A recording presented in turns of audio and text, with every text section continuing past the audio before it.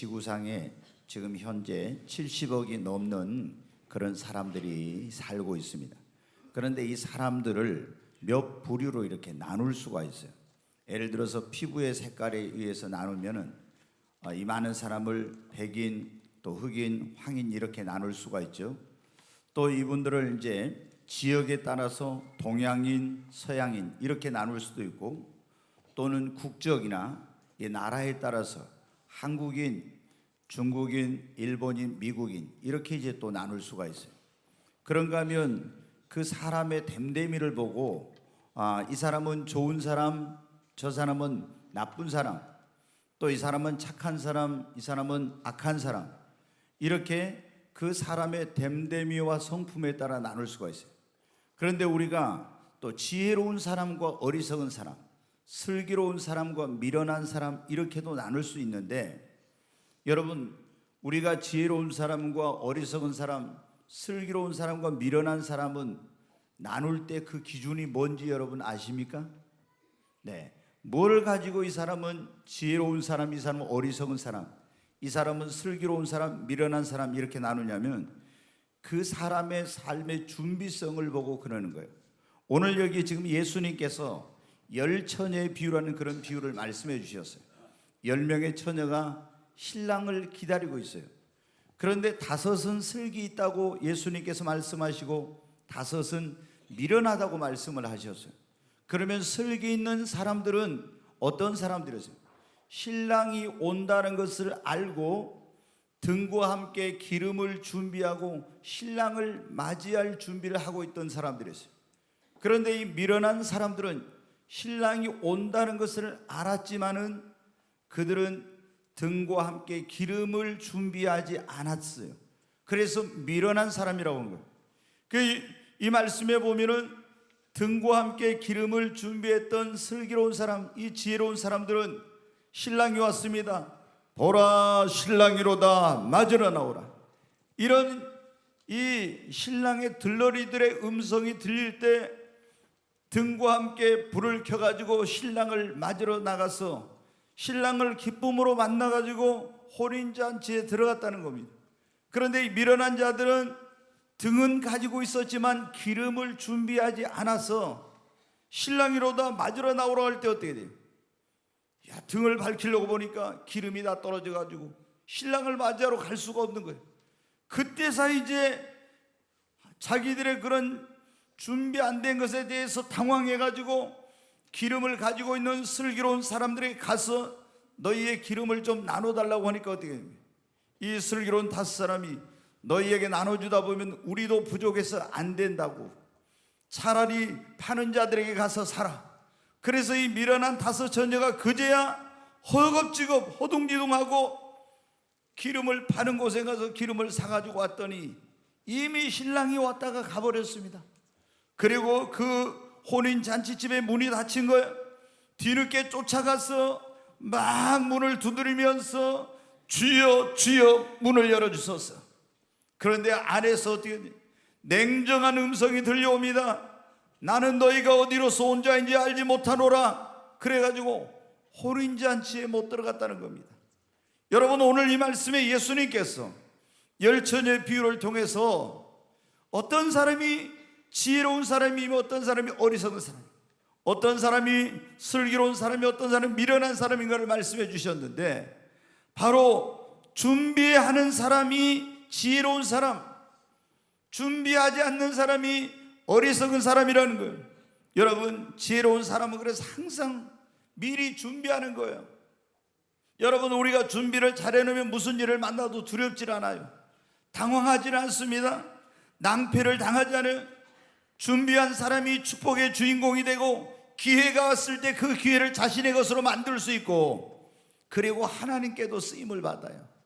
그러나 여러분, 이 미련한 5처녀처럼 준비되지 않는 사람은 어떤 일이 닥치면 당황하게 됩니다. 어찌할 바를 알지 못해요.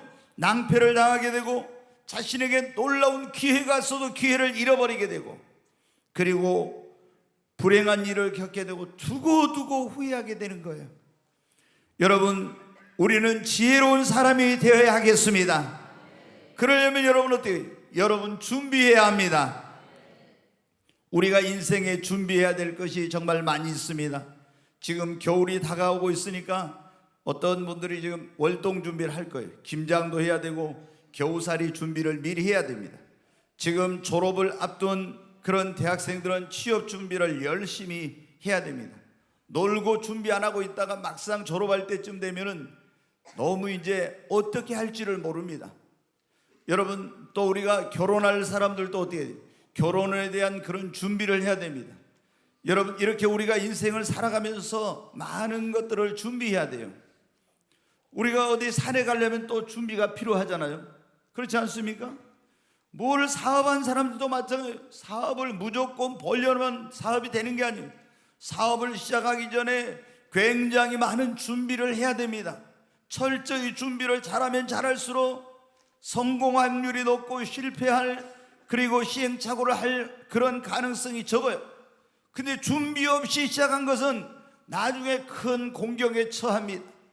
여러분, 그런데 우리 인생에 후회 없는 인생을 위한 가장 중요한 준비가 무엇인지 아십니까? 우리가 매일매일 어떻게 보면 준비하며 살아가는데 내 인생에 후회 없는 인생을 위한 가장 중요한 준비, 오늘 바로 그런 말씀을 하나님께서 주셨는데, 우리가 우리 인생의 가장 중요한 준비가 뭔가? 첫 번째, 죽음을 준비하는 거예요. 여러분, 성경 한번 보겠습니다. 히브리서 9장 27절 말씀 같이 한번 읽습니다. 한 번 죽는 것은 정해진 것, 사람에게 정해진 것이요 그 후에는 심판이 있으리. 여기 보면 한 번 죽는 것은 사람에게 뭐라고요? 정해진 것이. 여러분, 제가 예언합니다. 아마 여기 50년 아니면 60년 후에 여기 있는 사람 가운데 한 사람도 살지 못하고 다 죽었을 겁니다. 제가 분명히 예언해요. 여러분이 60년 지나면 여기 살아있을 사람 거의 없을 거예요. 몰라요. 여기 이 사람들 어쩔지 모르는데. 그런데 여러분 어떻게 돼요? 100년이 있으면 여러분 가운데는 한 사람도 살지 않고 다 죽어요. 이거는 틀릴 가능성이 0.0001%도 없는 확실한 예언입니다. 그때 예언이 안 맞으면 저한테 따지러 오십시오. 근데 여기 오늘 그러잖아요. 한 번 죽는 것은 사람에게 뭐라고요? 정해진 것이.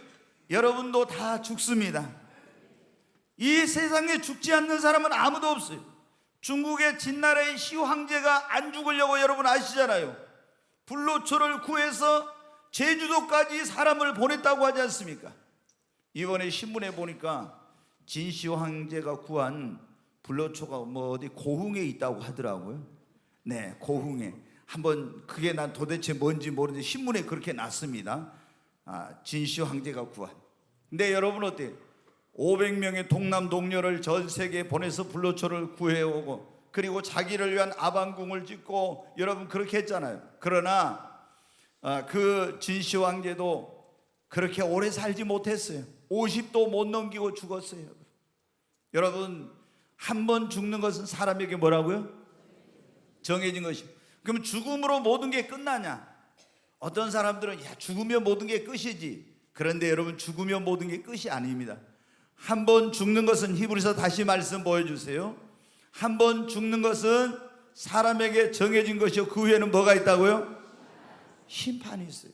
하나님 앞에 가서 우리의 삶을 심판을 받는 그런 날이 옵니다. 여러분, 저는 하나님을 만났던 사람이에요.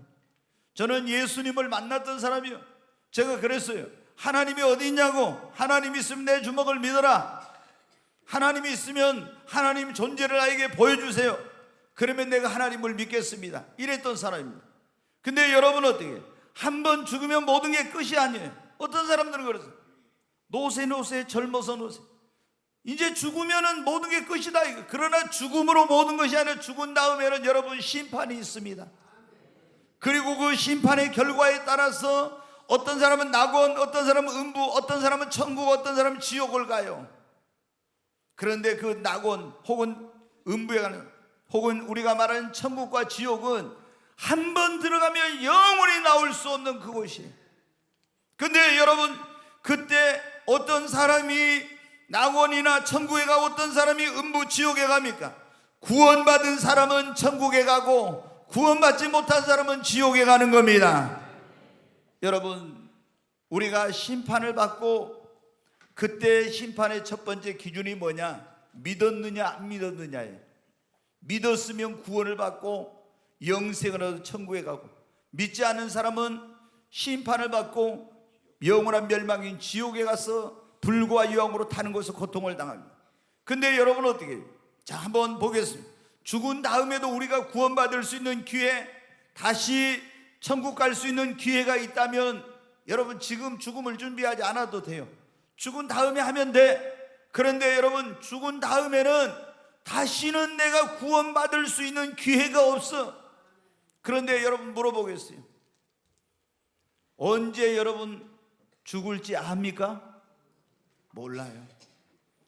여기 우리 젊은 지금 자매들이 그럴 거예요. 나는 20대니까 아직은 그래도 한참 남았어. 근데 이 사람들이 나보다 오래 산다는 보장 없어요. 제가 이 목회하면서 볼 때 저보다 나이가 어린 사람이 죽는 것도 많이 봤습니다. 여러분 날 때는 순서가 있어 죽을 때는 순서가 없는 법이에요. 그러잖아요. 꼭 부모님 먼저 돌아가시고 자식이 나중에 죽고, 할아버지가 먼저 돌아가시고 손주가 나중에 죽고, 이게 아니에요. 날 때는 순서가 있지만 부모님보다 자식이 먼저 갈 수도 있고 손주가 할아버지보다 먼저 세상을 떠나는 경우도 허다합니다. 우리가 여러분 언제 어디서 어떻게 죽을지 알지 못해. 이게 죽음의 3대 신비인데 여러분이 언제 어디서 어떻게 죽을지 압니까? 몰라요. 교통사고로 죽을 수도 있고, 아니면 무슨 병으로 죽을 수도 있고, 아니면은 여러분 어떻게 해요? 비행기 추락사고로 이번에 헬기처럼 떨어져서 죽을 수도 있고. 이번에 보십시오. 그 독도 그 상공에서 헬기 추락해가지고 죽은 그 사람 보면 어떻게 돼요? 지난번에 헝가리에서 배가 침몰했을 때 거기 그 실종된 사람을 찾으러 갔다 온 사람이 결혼한 지 2달밖에 안 됐는데 이번에 헬기 추락 사고로 여러분 죽었잖아요. 그 죽은 사람을 구조하러 건지러 갔던 사람이 2달 만에 결혼해갖고 죽은 거예요. 누가 여러분 그 사람이 죽을 거라고 생각했겠어요? 우리는 언제 어디서 어떻게 죽을지. 근데 죽음으로 모든 게 끝이 아니라 죽은 다음에는 심판이 있고, 그 결과에 따라서 천국이냐 지옥이냐 결정되는데, 여러분 우리가 그러므로 죽은 후에는 기회가 없기 때문에 살아있을 때 지금 여러분 구원받고 죽음을 준비해야 됩니다. 보라 지금이 은혜 받을 만한 때요, 보라 지금이 구원의 날이로다. 오늘 여러분 이 시간 아직 예수님 안 믿는 분이 있다면 여러분 예수 믿고 구원 받으시기를 바랍니다. 죽음을 여러분 어떻게 준비할까요? 어떤 분들은 그래요. 죽음을 준비해 놨다고 그래요. 어떻게 죽음 준비해 놨습니까? 저는 아들 딸들 시집장가 다 보내고 유언장 써가지고 재산 분배도 다 해놓고, 그리고 수의도 맞춰놓고 내가 묻힐 땅도 다 준비해 놨대. 그게 여러분 죽음의 준비가 아니에요. 하나님을 만날 수 있는 준비. 여러분 그 준비를 해야 되는 거예요. 그게 아니면은 그거는 죽음을 제대로 준비한 게, 천국 갈 수 있는 준비를 한 것이 죽음을 준비한 겁니다. 여러분 천국 갈 수 있는 준비가 됐습니까? 천국 갈 수 있는 준비가 돼야 돼. 죽은 다음에는 그 기회가 없어요. 성경 누가복음 16장에 보면 한 부자가 있었어요. 이 사람은 돈이 많아가지고 날마다 잔치하고 좋은 비싼 옷을 입고, 그리고 호화로운 집에서 세상의 모든 향락과 이런 것들을 즐기며 살았습니다. 내세를 믿지 않았어요. 예수를 믿어야 된다고, 구원받아야 된다고, 천국과 지옥이 있다고 해도 믿지 않았어요. 그런데 여러분 이 사람이 죽게 되었어요. 아무리 돈 많아도 돈 가지고 어떻게 할 길이 없죠. 그래서 이 세상을 떠나는 순간 이 세상에서는 유력 인사가 죽었다고 수많은 화환이 들어오고 거창한 장례식이 진행되는 동안 그 사람의 영혼은 빠져나가지고 어디로 간지 아십니까? 음부의 지옥의 음부의 불과 유황으로 타는 곳에 떨어졌어요. 거기서 뜨거움 속에서 정신이 바짝 들어보니까 뜨거워.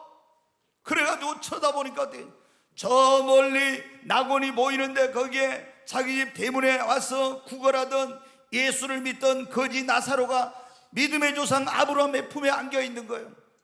너무 불과 유황이 타는 속에서 뜨거워 고통스러워서 그 유대인들은 다 아브라함을 아버지라고 하니까 조상으로 아버지 아브라함이여, 내가 이 불꽃 가운데서 고통스러워 죽겠습니다. 당신의 품에 있는 나사로에게 보내서 물을 찍어가지고 내 혀에 물 한 방울만 찍어주세요. 그런데 아브라함이 말합니다. 예, 너는 살았을 때 네가 호화롭게 세상 쾌락을 즐기며 믿으라기도 안 믿고 살았지 않냐? 너는 내세가 없다고 했지 않냐? 그런데 그리고 내가 너에게 건너가고 너도 건너올 수 없다. 그러니까 우리 형제들 다섯이 지금도 세상에 있는데 그들이 이 지옥이 있다는 것을 모르고 지금 살고 있으니 나사로를 보내서 좀 이 고통받는 지옥에 오지 않게 해달라고 좀 전해달라고 그래요. 그러니까 아브라함이 뭐라고 해요?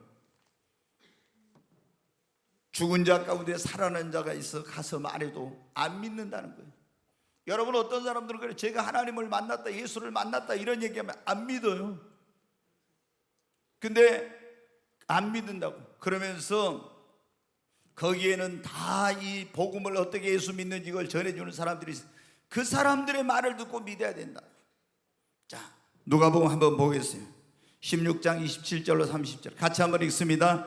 이르되 그러면 아버지여 구하노니 나사로를 내 아버지 집에 보내소서. 내 형제 다섯이 있으니 그들에게 증언하게 하여 그들로 이 고통받는 곳에 오지 않게 하소서. 아브라함이 이르되 그들에게 모세와 선지자들이 있으니 그들에게 들을지니라. 이르되 그렇지 아니하니이다. 아버지 아브라함이여, 만일 죽은 자에게서 그들에게 가는 자가 있으면 회개하리이다. 여기 보면 뭐예요?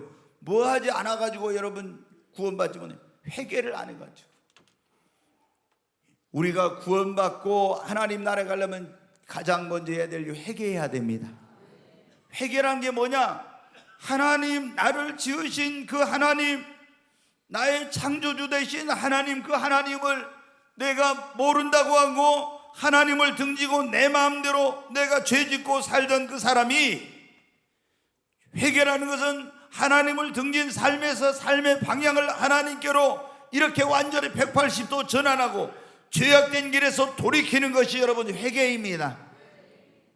그래서 이렇게 하나님을 등지고 내 마음대로 세상을 쫓아 죄악을 쫓아 마귀를 쫓아가던 사람이 그 길에서 돌이키고 나를 지으신 그 하나님을 향해서 삶의 방향을 전환하고 그리고 죄악에서 떠나 돌이키는 것이 회개하는 거예요. 이렇게 회개하고 어떻게 하냐? 2000년 전에 죄인된 나를 구원하러 이 땅에 오셔서 내 모든 죄를 짊어지고 십자가에 피 흘려 죽으시고 죽은 자 가운데 사흘 만에 부활해서 나에게 죄 사함 받고 구원받을 수 있는 길을 열어주신 그 예수님을 나의 구세주와 주님으로 영접하는 것입니다. 이렇게 회개하고 예수님을 나의 구원자, 나의 주님으로 믿으면 죄 사함 받고 구원받고 하나님의 자녀가 되는 것입니다. 천국 시민권을 갖게 되는 것입니다. 요한복음 5장 24절 말씀 한 절 보겠습니다. 같이 읽습니다. 내가 진실로 진실로 너희에게 이르노니 내 말을 듣고 또 나 보내신 이를 믿는 자는 영생을 얻었고 심판에 이르지 아니하나니 사망에서 생명으로 옮겼느니라. 아멘. 예수님이 뭐라고 했냐? 내가 진실로 진실로 너희에게 이르노니, 내 말을, 예수님이 내 말을 듣고 또 나 보내시니 하나님을 믿는 자는 영생을 뭐라고요? 얻었고 하나님과 영원히 함께 살 수 있는 생명을 얻었고 심판에 이르지 뭐 한다고요? 아니하나니. 왜? 예수님이 내 죄를 대신에 심판 받아버렸으니까. 사망에서 생명으로, 지옥에서 천국으로 옮겼느니라. 여러분, 구원받고 천국 갈 수 있는 길을 준비하는 거, 그게 뭐냐면은 회개하고 예수님을 나의 구세주 주님으로 믿는 것입니다. 여러분, 우리가 언제 어디서 어떻게 죽을지 모르지만 이렇게 구원의 확신을 갖고 예수님을 믿고 구원을 받으면은 그 구원받은 사람에게 나타난 게 뭐냐면 죽음이 두렵지 않다는 거예요. 아멘. 지금도 여러분이 예수 믿는다고 하면서 교회 다니면서도 아이고 죽음이 벌벌벌 두려우면 이게 구원에 뭔가 확신이 부족한 거예요. 진짜로 하나님 자녀가 되고 진짜로 구원받은 사람은 죽음이 두렵잖아. 왜? 죽으면 이 세상보다 더 좋은 천국으로 이사가는 거니까. 여러분, 죽은 다음에는 구원받을 기회가 있다 없다? 없어요, 여러분. 그러니까 여러분이 지금 회개하고 예수님을 믿고 구원받아 천국 갈 수 있는 준비를 하는 지혜로운 사람들이 되시기를 주의 이름으로 축원합니다. 가장 중요한 준비는 뭐냐면은 언제 죽을지 모르니까 내가 언제 죽어도 하나님 나라 천국 갈 수 있는 준비를 하는 것입니다. 그 사람이 가장 지혜로운 사람이야. 오늘 우리 인생에 가장 후회 없는 그런 인생을 위해 가장 중요한 준비, 그런 말씀입니다. 두 번째, 우리가 뭘 준비하냐면 하나님이 주시는 축복을 받을 수 있는 준비를 미리 해야 됩니다. 자, 우리가 믿는 하나님은 만복의 근원 되신 하나님이십니다. 아멘. 여러분 믿습니까? 하나님께 모든 것이 다 있어. 부와 귀와 건강과 하나님께 능력과 존귀, 영광, 모든 것이 다 하나님의 손에 있습니다. 인간의 생사화복, 흥망성쇠, 빈부, 귀천, 존귀, 영광, 모든 것이 하나님의 손에 있습니다. 한번 옆 사람에게, 우리가 믿는 하나님은 만복의 근원 되신 하나님입니다. 한 번 더 합니다. 그런데 그 하나님께서 그런 데를 넣어야 됩니다. 그런데 그 하나님께서 당신을 위하여 여호와 이레의 축복을 예비해 놓았습니다. 아멘. 여호와 이레가 먼저 하나님이 준비해 놓으셨다는 것. 하나님께서 여러분을 위해 모든 것을 다 준비해 놓으셨어요. 그리고 만복의 근원 되신 하나님께서 여러분에게 복 주시길 원합니다. 자, 우리가 예수 잘 봐요. 예수를 믿고 구원받은 사람들은 이제 나는 구원받아 천국 가게 됐으니까 그거로만 끝나면 안 돼. 반드시 우리는 영혼도 잘 되고 범사도 잘 되고 강건한 복을 받아야 돼요. 아멘. 그래야 여러분, 내가 예수 믿고 영혼도 잘 되고 범사도 잘 되고 강건해야 후손도 잘 되고, 그래야 주님의 복음을 전하고 하나님 살아계신다고 가서 마음껏 자랑할 수 있고, 내가 여러분 봐요. 복을 못 받으면, 물질의 복을 못 받으면 마음은 있어. 주님의 일에 헌신하고 싶어. 돈이 없는데 못해. 그러니까 물질의 복을 받아야 돼. 내가 몸으로 봉사하고 싶어. 건강의 복을 받지 못하면 마음은 있어도 봉사를 못해요. 그러니까 여러분은 어떻게 돼요? 여러분이 영혼도 잘 되고 범사도 잘 되고 물질의 복도 받고 건강의 복도 받고 자녀가 잘 되는 복을 받으시길 주의 이름으로 축원합니다. 그래야 안 믿는 사람들한테 가서, 야, 내가 만복이 그런데 하나님 믿으니 봐라. 하나님께서 이렇게 축복해 주시다. 그리고 어려운 사람 있으면 도와주고, 선교할 일 있으면 헌신하고, 봉사할 일 있으면 건강한 몸으로 봉사하고, 얼마나 좋아요. 근데 예수를 믿어도 많은 사람들이 하나님을, 복의 근원 되신 하나님을 믿으며 축복을 못 받아. 왜 그래? 축복을 받으려면 하나님은 다 예비해 놓았는데 축복을 받을 수 있는 준비를 안 하기 때문에 그런 거예요.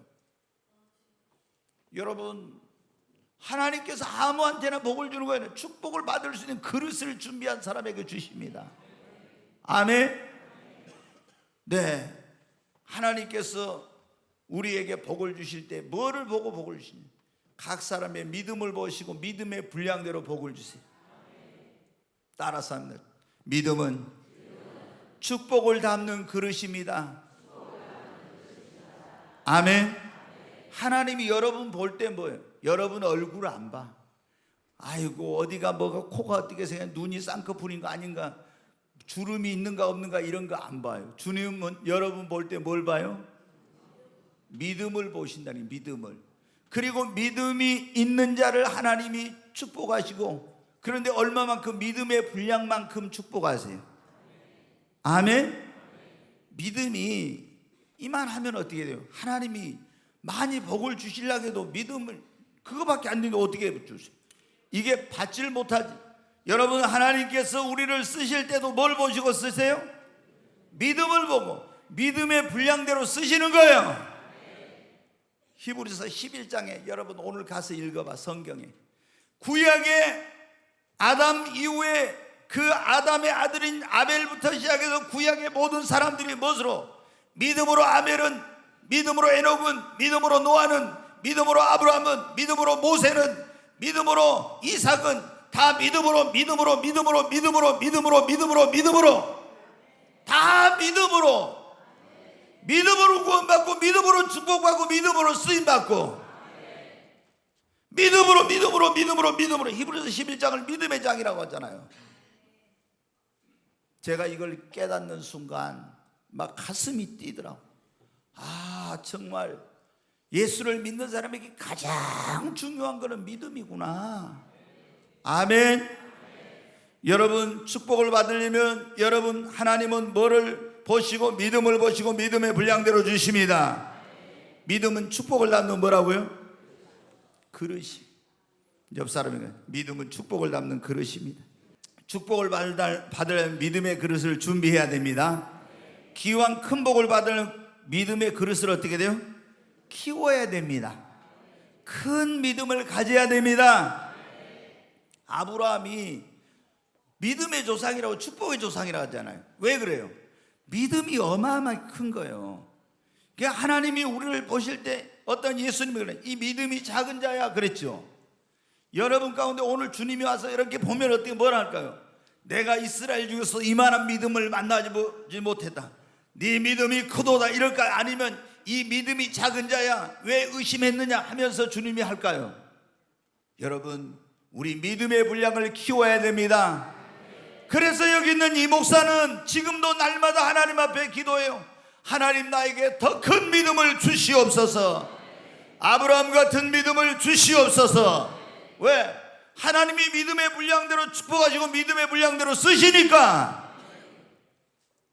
여러분이 아무리 가서 사업을 하고 뭐하고 열심히 뛰어봐야 하나님이 여러분 믿음은 안 키우고 있잖아요. 사업만 돈만 쫓아다니는 사람 절대 하나님 축복해 주질 않아. 먼저 믿음의 그릇을 키워야 돼. 이게 축복을 담는 거예요. 모든 복은 하나님의 손에 달려있는데 여러분이 믿음은 안 키우고 막 뛰어다녀? 앞으로 번 것 같으면 뒤로 다 빠져나가 버려. 여기다 여러분 보세요. 이 그릇에다 물을 막 부어봐. 이 그릇을 키워놓지 않고 하면 다 흘러 넘쳐버려. 그릇 정도밖에 안 되는 거예요. 아무리 부어도.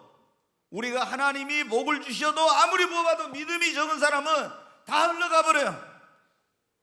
그러니까 진짜 축복을 받으려면 우리가 믿음의 분량을 키워야 돼. 그리고 하나님 앞에 우리가 축복을 받으려면 어떻게? 믿음의 그릇을 준비하라 했잖아요. 준비한 사람이 지혜로운 사람이에요. 그리고 인격의 그릇을 준비해야 돼. 하나님이 딱 어떻게 보니까요, 이 사람이 그릇은 좀 어느 정도 어떤 사람은 커졌어. 근데 그릇은 큰데 이게 보니까 그릇이 되게 더러워. 그러면 여기다 여러분 어떻게 돼요? 그릇이 더러우면 거기다 절대 좋은 것은, 보물은, 귀한 것은 안 담아줘. 그릇이 여러분 클 뿐만 아니라 그릇이 깨끗해야 하나님이 거기다 좋은 것을 많이 담아주시는 거예요. 그러니까 우리가 하나님 앞에 기왕이면 믿음의 그릇을 키우고 인격의 그릇을 여러분 다듬어서 깨끗하게 여러분 해야 됩니다. 가만히 보니까 꼬라지가 개꼬라지 같고 성질 그대로 다 살아있어. 그러면 하나님이 그 사람한테 교만한데 복을 몽땅 줘봐요. 그러면 어떻게 돼요? 얼마나 더 교만하고 더 막 난리지. 그러니까 하나님이 그 사람한테 큰 복을. 그래서 우리가 기도해야 돼. 하나님, 나에게 더 큰 믿음 주시옵소서. 기도할 뻔. 하나님, 나를 깨뜨려 주시고 나를 변화시켜 주시고 예수님을 닮은 자가 되게 주시옵소서. 이렇게 기도해야 됩니다. 그래서 내가 믿음의 그릇, 인격의 그릇을 준비하고 영역을 쌓고 실력을 쌓아야 하나님이 더 큰 믿음을, 더 큰 복을 주시는 것입니다. 따라서 하면 축복은 준비된 자의 것입니다. 안 하는 분들이 있어서 한 번 더 해요. 축복은 준비된 자의 것입니다. 아멘. 여러분이 축복을 받고 싶다면 믿음을 키우십시오. 인격을 다듬으십시오. 기도하여 영역을 쌓으세요. 실력도 기르시기를 바랍니다. 오늘 우리 인생의 가장 중요한 준비, 첫 번째, 죽음을 천국 갈 준비를 해야 됩니다. 두 번째, 예수 믿고 천국 갈 준비했다고 거기서 끝나면 안 돼. 하나님 앞에 축복을 받을 준비를 해야 돼요. 그래, 축복을 받아 주의 일을, 주의 영광을 나타내야 됩니다. 세 번째로, 다가올 환난과 그리스도의 재림을 미리 준비해야 합니다. 앞으로 이 지구상에 어마어마한 그런 일이 있는데, 그게 뭐냐면 두 가지 일이 있어요. 첫 번째는 앞으로 이 지구상에 7년 대환란이라고 하는 엄청난 그런 환란이 오게 돼요.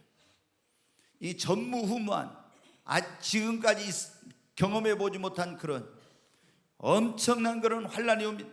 그게 전쟁과 난리, 기근, 지진, 원역, 그리고 천재지변, 이상기온, 지각의 변동, 하늘의 이런 별들이, 그 우주가 움직이는 이런 엄청난 대격변의 이런 사건이 일어나고, 그리고 이 땅에 또 많은 거짓 선지자와 거짓 그리스도와 이런 사람들이 나타나서 우리를 믿는 자들마저 미혹하여서 멸망길로 가게 하려고 하고, 또 저 그리스도가 출현해가지고 3년 반이 지나면 우상을 세워놓고 거기에 경배하라 하면서 내가 그리스도다, 내가 하나님이다 하면서 그 우상에 절하라고 절하지 않는 사람은 죽이고, 666표를 다 오른손에 이마에 받으라고 이걸 받지 않는 사람은 물건을 사고 팔고 못하게 하고 박해하는 어마어마한 이런 대환란의 기간이 있어요.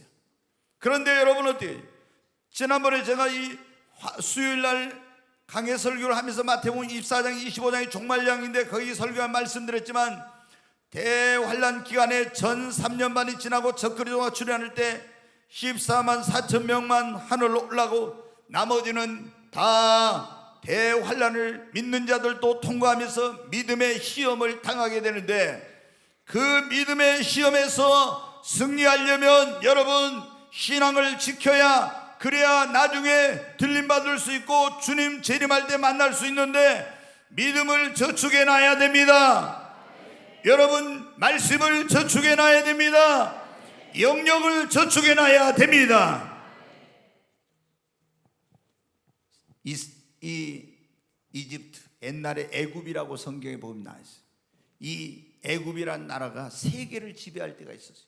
지금 미국보다 더 강대국일 때가 있었는데, 그때 애굽은 왕을, 우리는 왕을 지금은 대통령이라고 하는데 바로라고 하는데, 이 왕이 꿈을 꾸었어요. 꿈을 꿨는데 보니까 애굽, 지금 이집트에 있는 나일강이 있잖아요. 거기 스핑크스도 있고 그런데, 여러분 나일강에서 꿈에 보니까 살이 통통 친 소, 암소 7마리가 올라와.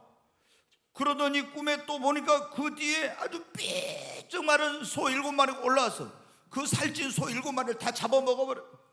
너무 그게 충격적인 그런 꿈이어서 이 사람이, 그 바로왕이 꿈에서 깨어났어요. 잠에서. 아유, 이게 도대체 무슨 꿈이지? 그러다 이제 또 깜빡 잠이 들었는데, 이번에 보니까 어때? 또 이게 나일강에서 이삭이 충실한 잘 익은 이삭이 7이삭 있더니 동풍에 다 메마른 쇠약한 그것이 그걸 싹 다 삼켜버리는 거예요. 이제 아침이 됐습니다.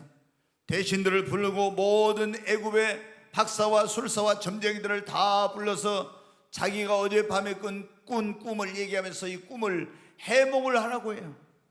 아무도 해몽을 못하는 거예요. 근데 그때 술 맡은 관원장이 말합니다.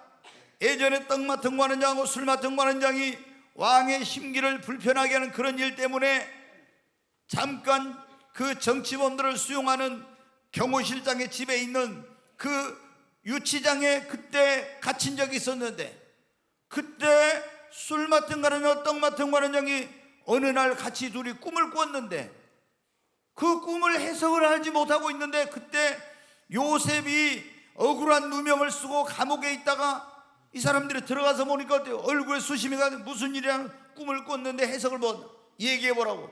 그래서 요셉이 꿈을 해석해 줬어요. 떡 맡은 관원장이 당신은 3일 있으면 목이 날아갑니다. 그리고 설마 등반한 자에 당신은 3일 있으면 복직하여 왕에 가서 술을 받들어 드릴 겁니다. 꿈대로 된 거네. 그런데 그때 요셉이 말하면 나는 잘못한 것이 없는데 억울한 누명을 쓰고 이곳에 왔으니 나를 꼭 좀 여기서 구해달라고. 여러분, 물에 빠질 때는 건져주면 뭐든지 한다고 했는데 잊어버렸어요. 2년이 지났는데 애굽의 왕 바로가 꿈을 꿨는데 그때 이 사람이 생각이 난 거예요. 자기 꿈을 해소해줬던 그 히브리 청년이 왕에게 그 청년 이야기를 했더니 왕이 그러면 데려오라고. 그래서 요셉이 가서 그 꿈을 해석합니다. 그 꿈이 뭐냐? 이 살찐 소 7마리 충실한 이상 7은 앞으로 이 애굽 땅에 7년 동안 큰 풍년이 든다는 것입니다. 그러면 이 흉측한 그 살찐 소를 잡아먹어버린 이 7마리 소 쇠약한 이삭 7은 뭐냐? 7년간 풍년이 지나고 나면 7년간 어마어마한 흉년이 들어서 그것을 다 그 땅을 삼켜버린다는 그런 뜻입니다. 왕이여, 하나님께서 당신에게 이 꿈을 겹쳐서 2번 꾸게 하신 이것이 분명하고 확실하고 속히 행할 일이라고 하니 당신이 그때 기근이 왔을 때 이 땅에 흉년이들을 멸망치 않으려면 7년 동안 풍년이 들었을 때 각 성마다 많은 창고를 져가지고 그 양식을 거기다 저장해 놓으면은 이 땅이 멸망치 아니하리이다. 그래서 바로 왕이 네가 애굽의 총리가 돼서 일을 해라. 그래가지고 여러분 어떻게 돼요? 이 요셉이 정말 꿈을 해몽한 대로 애굽의 풍년이 들었어요. 그래서 많은 창고를 져가 양식을 산더미처럼 쌓아놨어. 그리고 7년이 지나니까 흉년이 들었어. 그래 막 쌀이 다 떨어져가고 식량이 떨어져 가는데 양식을 많이 저축해 놓으니까 그 땅에 있는 백성이 멸망치 않았다고 했어. 여러분, 제가 98년도 7월 24일 날 하나님을 만났는데 얼마 지나고 나서 이 말씀을 주시더라고요.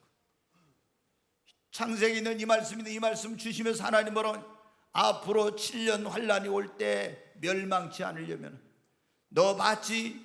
7년 환란이 올 때 멸망치 않으려면 풍년이 들었을 때 양식을 저축해 놓은 것처럼 너희들도 신앙생활하기 좋은 편안할 때 믿음을 저축해 놓고 말씀을 저축해 놓고 영역을 저축해 놓아라. 여러분, 우리가 이 7년 대후 하려는요 어마어마한 기간이에요. 지금 믿음을 저축해 놓지 않고 말씀을 저축해 놓지 않고 영역을 저축해 놓지 않은 사람은 그때 가면요 다 666 표받아, 다 우상에게 절해, 다 예수 모른다게. 그러면 어떻게 돼요 여러분? 지옥 가는 거예요, 지옥 가. 그래서 여러분 지금 미리 이렇게 우리가 신앙생활하기 좋을 때 열심히, 어려움 없다고 여러분 안일한 생활하지 말고, 제가 보면은 꼭 이 성도들이 있잖아요, 어려운 일이 있을 때는 막 하나님 앞에 나와서 막 기도하던 사람들이 어려움이 싹 지나가면 있잖아요, 그렇게 열심히 기도하는 기도 안 해. 그래가지고 이제 또 무슨 일 터지면 그때서 또 막 아버지 막 이렇게 하고 울면서 또 나와서 그래요. 여러분 어때요? 문제 없을 때 열심히 기도해가지고 믿음을 저축하고 말씀을 저축하고 영역을 저축해놔야 돼요. 아멘. 그러면 내 인생에 어려움이 와도 환난이 와도 시험이 와도 다 이길 수가 있습니다. 근데 어려움 없다고 기도도 안 하고, 기도 저축 안 하고, 믿음 저축 안 하고, 영역 저축 안 하고, 말씀 저축 안 해놓은 사람은 이런 시험 하려고 하면 다 못 이겨요. 넘어져요. 여러분, 우리가 앞으로 대우 환난 올 때 그때 다 거의 많은 그리스도인들은 거의 그걸 통과해. 우리 시대에 지금 종말이 가까운데 만약에 이런 일이 온다면 여러분이 믿음 저축, 말씀 저축, 기도 저축, 영역 저축 안 해놓으면 못 이겨. 지금 신앙생활하기 좋을 때 나는 아무런 어려움이 없다고 안일한 생활하지 말고 더 열심히 신앙생활하십시오. 더 열심히 믿음 생활하십시오. 더 열심히 기도하십시오. 더 열심히 말씀을 읽으세요. 그래야 돼요. 그리고 예수님께서 오실 때 오늘 여기 열처녀의 비유 보니까 돼요. 슬기로운 5처녀, 미련한 5처녀, 지혜로운 5처녀, 어리석은 5처녀 나오죠. 신랑이 이제 온다는 거 알았어요. 그러면 신랑이 온다고 하는 거 알았으면 신부가 신랑을 맞이하려면 등과 함께 뭐를 가지고 있어야 돼요? 기름을 준비하고 있어야 돼. 근데 이 슬기로운 지혜로운 다섯 처녀는 등과 함께 기름을 준비해 놓고 있어서 신랑이 오니까 신랑을 맞이해가지고 온전잔치에 천국잔치에 들어간 거예요. 그런데 이 미련한 다섯 처녀는 여러분 어떻게 돼요? 신랑이 온다는 건 알지만은 등과 함께 기름을 준비를 안 했어요. 여러분 예수님 재림한다는 거 여러분 아십니까? 진짜로 아세요? 예수님 재림한 거 안다고만 해가지고 되는 게 아니에요. 예수님 재림하시는 거 안다면은 우리는 슬기로운 다섯 처녀가 등에다 기름을 준비한 것처럼 신랑으로 우리를 데려오실 예수님을 맞이할 준비를 해야 됩니다. 2000년 전에 예수님 오실 때는 뭐하러 오셨냐? 우리를 구원하시려고. 그래가지고 와서 우리 죄를 짊어지고 십자가에 죽으시고 죽은 자 가운데 삶을 부활하셨어요. 근데 우리 예수님이 다시 오실 때는 세상을 공의로 심판하시고, 그리고 믿는 자들은 신랑으로 신부된 우리를 데리러 오시는 것입니다. 그러면 그의 신부인 예수 믿는 우리는 신랑 되신 예수님을 맞이할 수 있도록 등과 함께 기름을 준비해야 돼요. 등이 뭐냐? 집에서 있는 등이 아니에요. 등은 이건 비유인데 우리 신앙생활을 말하고, 이게 외적인 신앙생활. 근데 겉으로 볼 때 예배도 참사하고 봉사도 하고 기도도 하고 찬송도 하는데 내용이 없으면, 등만 갖고 기름이 없으면 안 되는 것처럼, 여러분 이런 우리가 외적인 신앙생활뿐만 아니라 그 안에 믿음의 기름이 충만해야 돼요. 성령의 기름이 충만해야 돼요. 사랑의 기름이 충만해야 됩니다. 그리고 우리가 결혼할 때 보면 신부가 신랑을 맞이하려면 깨끗하게 목욕하고 웨딩드레스를 입는 것처럼 우리도 더러운 것들을 깨끗하게 씻고 의의 세마포를 입고 신랑을 깨어서 맞이할 수 있도록 준비를 해야 됩니다. 마태복음 24장 42절부터 4절까지 한번 보겠습니다. 같이 읽습니다. 그러므로 깨어 있으라. 어느 날에 너희 주가 임할는지 너희가 알지 못함이니라. 자, 여기 잠깐만요. 42절 다시 보여줘. 깨어 있으라겠죠. 어느 날에 너희 주가 임할는지 너희가 뭐라고요? 알지 못하니. 예수님이 하신 말씀 직접 주님이 언제 오신지 알아요? 몰라요? 몰라. 그날과 그 시는 아무도 몰라. 천사도 모르고 아들도 모르고 오직 아버지만 아신다 했죠. 그날 언제 오실지 모르니까 항상 깨어 있어야 돼요. 예수님 안 오신다고 나태하고 이러면 안 된다 이거예요. 자, 43절. 너희도 아는 바니 만일 집주인이 도둑이 어느 시각에 올 줄을 알았더라면 깨어 있어 그 집을 뚫지 못하게 하였으리라. 집주인이 그러잖아요. 아니 나도 봐요. 도둑이 언제 올 줄 알았으면 실컷 자다가 그때 깨어 있으면 돼. 그런데 언제 올지 모르니까 항상 뭐 하고 있어야 돼? 깨어 있어야 돼. 자, 44절 같이 읽습니다. 이러므로 너희도 준비하고 있으라. 생각하지 않는 때에 인자가 오리라. 예수님이 뭐라, 너희가 뭐 하고 있으라 했어요? 준비하고 있으라. 무슨 준비? 예수님, 신랑으로 오실 예수님 맞이할 준비를 하고 있으라고. 아멘. 여러분 등을 가졌습니까?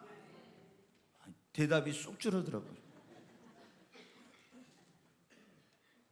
등이 뭐냐면 이렇게 교회 와서 예배 드리는 거, 신앙생활은 이게 등이에요. 이게 외적인 형식. 근데 이런 형식만 있으면 안 돼. 그 안에 뭐가 기름이 있어야 돼요. 기름이 뭐래? 성령의 기름, 믿음의 기름, 사랑의 기름이에요. 이게 있어야 돼.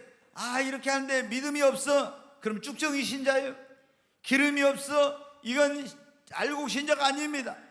반드시 믿음의 기름, 성령의 기름, 사랑의 기름이 여러분 안에 충만하시기를 주의 이름으로 축원합니다. 제가 한 가지만 얼른 말씀드리고 마치겠습니다. 자, 오늘 우리가 우리 인생의 가장 중요한 준비, 첫째 천국 갈 준비를 해야 됩니다. 두 번째 축복받을 준비를 해야 돼요. 앞으로 대환란과 주님의 재림을 잘 준비를 해야 됩니다. 그 다음에 영혼의 때를 열심히 준비해야 됩니다. 자, 여러분 우리가 구원은 어떻게 받습니까? 크게 한번 하면 구원은 어떻게 받아요? 예수님을 믿음으로 구원받죠. 회개하고 하나님 등지고 내 마음대로 살던 사람을 회개하고 나를 구원하러 오신 예수님을 내가 믿음으로 구원을 받습니다. 우리 행위나 노력으로 받는 거 예수님의 그 은혜로, 하나님의 은혜로 믿음으로 구원받습니다. 근데 우리가 하나님 앞에 갔을 때 상급은 어떻게 했냐? 우리가 믿음으로 받는 게 아니에요. 행한 대로 일한 대로 받는 것입니다. 여러분, 우리가 하나님 나라에 갔을 때 부끄러운 구원 있고 영광스러운 구원이 있어요. 구원은 받았는데 겨우 천국에 들어가는 강도, 십자가 그 예수님 달렸을 한쪽에 있던 강도가 해결하고 그날 구원받았는데 부끄러운 구원이야. 하나님 나라 가면 영광이 아무것도 없어. 이런 구원 말고 영광스러운 구원을 받고 하늘나라 가서 상급과 영광과 면류관을 받아야 됩니다. 여러분, 우리가 그런 말이 인생은 짧고 영혼은 길다고. 이 세상에서 여러분이 아무리 부귀영화 영광을 누려도 100년도 못 산다니까. 그 몇 년 못 누려. 그래서 성경은 뭐라 해요? 모든 육체는 풀과 같고 그 영광은 풀의 꽃과 같대. 모든 육체가 풀과 같고 그 영광이 풀의 꽃과 같아. 뜨거운 바람이 불면 불이 마르고 꽃이 떨어진 것처럼 우리 인생이 그렇다는 거예요. 그래서 여러분이, 우리는 뭘 말하? 보이는 것은 잠깐이고 보이지 않는 것은 영원함이라고. 영원한 하나님의 나라에 소망을 두고 그 나라에서 영광과 면류관을 얻기를 소망하고 살아야 됩니다. 여러분, 우리가 죽으면 어떻게 되죠? 한번 물어봐야 되겠어요. 죽으면, 예수 믿는 사람은 죽으면 어디 가요? 낙원에 가고, 육체는 어디로 갑니까? 흙으로 가죠. 자, 그 다음에 예수님 안 믿는 사람은 죽으면 어디, 육체는 흙으로 가고 영혼은 어디로 가요? 음부로 가, 음부로. 근데 이제 예수님 오시기 전에 어떤 일이에요? 부활이 있어요, 부활. 근데 성경에 보면 부활이 있는데 영혼과 육체가 다시 부활해요. 그런데 믿는 자의 부활과 불신자의 부활이 있어요. 그러면 불신자는 부활해가지고 어떻게 되냐? 자, 요한계시록 20장 11절부터 15절 한번 봐요. 같이 한번 읽습니다. 또 내가 크고 흰 보좌와 그 위에 앉으신 이를 보니 땅과 하늘이 그 앞에서 피하여 간 데 없더라. 여기 이제 일단 여기 보면 이 마지막 때에 있게 될 백보자, 흰 보좌, 이거 백보자 심판을, 거기에 보면은 이제 하나님이 심판을 하는 거예요. 근데 거기가 다 책들이 있어요. 생명책과 사망록이 있어. 그래가지고 예수를 믿고 구원받은 사람 이름은 생명책에 기록되고 구원받지 못한 사람 이름은 사망록에 기록이 있어. 만약에 그날 갔을 때 천사가 펼쳤을 때 내 이름이 생명록이 없으면 나는 지옥 가야 되는 거야. 내 이름이 반드시 생명책. 대한민국 사람은 태어나서 대한민국 국민으로서 시민권을 가지려면 호적에 올라가야 돼요. 우리가 하늘나라에 가서 천국 시민권을 가지고 하늘나라에서 영원토록 살려면 반드시 하늘나라 생명책에 기록이 돼야 됩니다. 근데 흰 보좌 딱 해가지고 거기에 생명책과 여러 행위를 기록한 책들, 사망록이 있어. 그런데 여기 이제 보십시오. 백보자 심판을 할 거예요. 근데 어떤 일이에요? 자, 12절부터 읽겠습니다. 같이 읽습니다. 또 내가 보니 죽은 자들이 큰 자나 작은 자나 그 보좌 앞에서 서 있는 책들이 펴있고 또 다른 책이 펴졌으니 그 생명책이라. 죽은 자들이 자기 행위를 따라 책들에 기록된 대로 심판을 받으니. 또 계속 읽어요. 바다가 그 가운데서 죽은 자들을 내어주고 또 사망과 음부도 그 가운데서 죽은 자들을 내어주며 각 사람이 자기 행위대로 심판을 받고. 여기 보면 그랬잖아요. 큰 자나 작은 자, 세상에서 막 왕도 있고 형편없는 사람들, 부자나 가난한 자나, 그 다음에 바다에서 죽은 사람, 어디서 죽은 사람 다 있죠. 이런 사람들이 다 그 앞에 간다는 거. 그래가지고 심판을 받는데 죽은 자들을 내어주며 각 사람이 뭐대로 심판을 받아요? 자기 행위대로 심판을 받고. 14절 사망과 음부도 불못에 던지는 이것은 뭐라고요? 둘째 사망 곧 불못. 뭐가 이게 뭐예요? 지옥이라는 거예요. 지옥. 둘째 사망, 이게 지옥이에요. 그래서 사망의 생명을 옮겼다, 이 말은 지옥에서 천국으로 옮겼다는 거예요. 그런데 어떤 사람이 여기 가냐? 자, 15절 같이 읽겠어요. 누구든지 생명책에 기록되지 못한 자는 불못에 던져지더라. 누구든지 생명책에 기록되지 못한 사람은 어디 가요? 지옥 갑니다. 자, 생명책이 있고 다른 책들이 있는데 생명책의 이름이 기록되지 못한 사람은 부활해서 자기 행위대로 심판을 받고 지옥에 가는 것입니다. 부활해가지고 이렇게 돼. 이것이 불신자 심판의 부활이에요. 그러면 믿는 자의 부활은 어떻게? 자, 요한계시록 20장 6절 말씀 한번 보겠습니다. 같이 읽습니다. 이 첫째 부활에 참여하는 자들은 복이 있고 거룩하도다. 둘째 사망이 그들을 다스리는 권세가 없고 도리어 그들이 하나님과 그리스도의 제사장이 되어 천년 동안 그리스도와 더불어 왕노릇하리라. 아멘. 여기 보면 이 첫째 부활이, 부활도 첫째 부활, 둘째 부활이 있는데 먼저 믿는 자의 부활이 있어요. 이 첫째 부활에 참여하는 자들은 뭐가 있다? 복이 있고 거룩한. 둘째 사망, 둘째 사망이 뭐라고 했습니까? 지옥. 둘째 사망이 그들은 지옥의 권세가 그들을 다스릴 수 없고 그들이 하나님과 그리스도의 제사장이 되어 천년 동안 왕노릇하게 돼요. 아멘. 여러분, 우리가 장차 부활해서 예수를 믿는 사람이나 안 믿는 사람이나 다 부활해요. 생명의 부활, 심판의 부활이 있습니다. 그런데 심판의 부활로 나온 사람은 심판을 받고 지옥에 가서 불과 유황이 타는 곳에서 영원히 고통을 당해요. 지금은 영혼만이지만 영혼과 육체가 고통을 당해요. 그런데 예수를 믿는 사람은 첫째 부활, 영광스러운 부활, 생명의 부활에 참여해가지고 생명책의 이름이 기록된 사람은 하나님 앞에 가서 상을 받아요. 그런데 그때 그 상급이 다 틀려요. 여러분 보세요. 예수를 믿고 구원 받았는데 조금 전에 말씀드린 어떤 사람처럼 십자가에서 예수 강도가 죽을 때 그때서 회개하고 아니면 병상에서 곧 임종 직전에 복음을 받으라가지고 겨우 예수님을 믿어가지고 죽은 사람이 있어요. 그럼 그 사람은 어떻게 돼요? 부끄러운 군이에요. 부끄러운 군. 구원은 받아도 아무 상관이 없어요. 근데 예수님을 믿고 평생 동안 주를 위해 헌신하고 봉사하고 주님을 위해서 선교하고 그리고 교회를 세우고 뭐 사랑을 베풀고 영혼 구원하는 데 힘을 쓰고 이런 사람하고 하나님 나라 갔을 때 똑같겠어요? 말도 안 되는 소리 말. 그러니까 우리가 예수를 믿어서 어떻게 했느냐 이것에 따라서 구원은 우리가 하나님의 은혜로 받지만 하나님의 나라의 그 상급과 영광과 면류관은 예수 믿고 구원받은 다음에 어떻게 살아요? 주와 복음을 위해서 어떻게 살았느냐, 얼마나 영혼 구원했느냐, 얼마나 헌신했느냐, 얼마나 사랑을 실천하고 선한 일 했느냐, 얼마나 고난과 핍박을 받으면서도 믿음을 지키고 주를 위해 살았느냐, 이것에 따라서 그 나라에서 완전히 영광이 달라요. 영광이. 자, 여러분 고린도전서 15장 42절부터 41절 한번 같이 읽어보겠습니다. 해의 영광이 다르고 달의 영광이 다르며 별과 별의 영광도 다른데 별과 별의 영광이 다르도다. 네, 여기 보면은 그랬잖아요. 해의 영광이 다르고 달의 영광이 다르고 별 영광도 다른데 별과 별의 영광이 다르다. 자, 42절 죽은 자의 부활도 그와 같으리. 네, 뭐라고 있어요? 죽은 자의 부활도 이와 같다. 그러니까 우리가 부활하면은 다 영광이 똑같은 게 아니에요. 예수님 믿는 사람은 해의 영광이 있고 달의 영광이 있고 별도 더 밝은 별이 있고 또 희미한 별이 있죠. 별과 별의 영광이 다 다른 거예요. 근데 우리가 예수님 믿었어도 어떤 사람들은 부끄러운 구원, 불 가운데서 얻은 같은 부끄러운 구원이에요. 어떤 사람은 영광스러운, 그리고 해의 영광, 달의 영광, 별의 영광, 별과 별의 영광은 다 달라요. 그러니까 우리가 예수님을 믿고 구원받은 건 주님의 은혜로 받았지만 구원받은 다음에 우리가 주님을 위해 살아야 됩니다. 아멘. 왜 그러냐 그러면 여러분 봐요.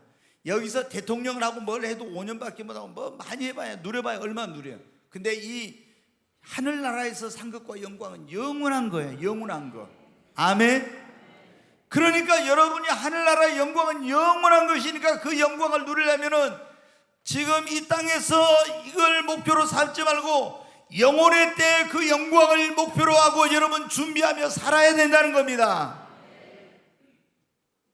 자, 여러분 너무나 많은 성도들이 이걸 몰라요. 진짜로 여러분이 구원 받았습니까? 정말 구원 받으셨어요? 네. 구원 받은 사람은요 딱 보면 알아요. 어떻게 아냐? 첫째 구원 받은 사람은요 나 같은 죄인을 구원해 주신 그 하나님의 은혜에 대해서 막 감사와 감격이 내 안에 막 넘쳐나. 그 다음에 나는 이제는 구원받았으니까, 죄 용서받았으니까 그 구원받은 기쁨과 감격이 넘치고요, 그리고 천국의 소망이 있고, 나를 구원하기 위해서 하늘의 영광을 버리고 이 땅에 오셔서 십자가를 지시고 물과 피를 쏟으신 이 하나님의 사랑과 은혜에 대해서 내가 어떻게 보답하며 살지? 이게 있어요. 자, 여러분 한번 보세요. 교회를 다니는데 나 머리로는 예수님이 십자가에서 내 죄를 위해 죽으셨다고 믿는데, 여러분 안에 내가 모든 죄짐이 벗겨지고 진짜 난 죄사함 받다 구원받다 이런 감격과 기쁨이 있었는가? 그리고 거기서 끝나는 게 아니에요. 진짜 구원받으면은 나 같은 죄인을 구원하기 위해 이 십자가를 지시고 온갖 멸시와 수저먹을 나가신 주님, 그 주님의 은혜, 나는 무엇으로 보답하며 살고, 이런 하나님의 은혜를 보답하고 싶고 그분 영광을 위해 살고 싶고, 이런 마음이 있어요. 이게 없으면 여러분 머리로 구원일 수도 있어요. 머리로. 여러분, 우리는 사도 바울을 봐요. 그렇게 세상의 모든 것이 풍족하고 누릴 수 있는 엄청난 그런 사람이었던 그 사람이 3층째 올라가 하늘나라 영광을 보고 나서 세상의 모든 것을 배설물로 여기고 위에서 부르신 부름의 상을 향하여 표대를 향해 달려간다고 하죠. 여러분, 영혼의 때를 준비하십시오. 어리석은 사람, 어떤 사람, 이 세상이 전부인 줄 알고 예수님 믿으면서도 우리 이 땅에서 행위요 나그네인데 이 땅에다만 모든 걸 하는 거 사는 거예요. 이 어리석은 사람이에요. 지혜로운 사람은 영혼의 때를 바라보고 그 나라의 영광을 바라보며 사는 것입니다. 오늘 우리가 그런 말씀을 드렸어요. 우리 인생의 가장 중요한 준비. 지혜로운 사람과 어리석은 사람을 구분할 때 뭐냐? 준비성을 가지고 따진다 했죠. 가장 우리 인생의 중요한 준비는 죽음을 준비, 천국 갈 준비를 하는 겁니다. 그리고 하나님 앞에 축복받을 수 있는 준비를 하십시오. 장차 오게 될 환난과 그리스도의 재림을 여러분 준비하십시오. 그리고 영혼의 때를 준비하시기를 바랍니다. 지혜로운 사람들이 되시기를 주님의 이름으로 축원합니다.